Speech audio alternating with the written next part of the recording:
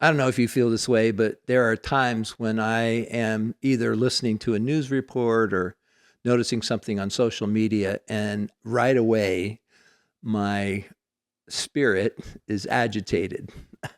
And I'm like, can we not just talk normally about these things?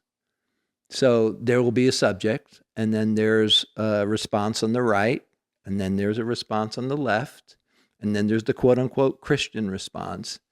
And it doesn't seem to matter who's saying it, it always just feels so condescending, it like pointing of fingers, and nobody's got this right except for me and my team.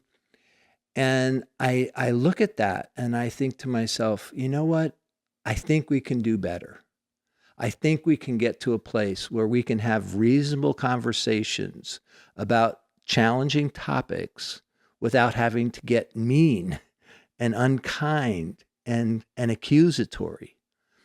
And so I'm going to do a grand experiment. I'm going to start talking about topics that are out there in the world, whether they are things happening in the culture or in church or in various other arenas.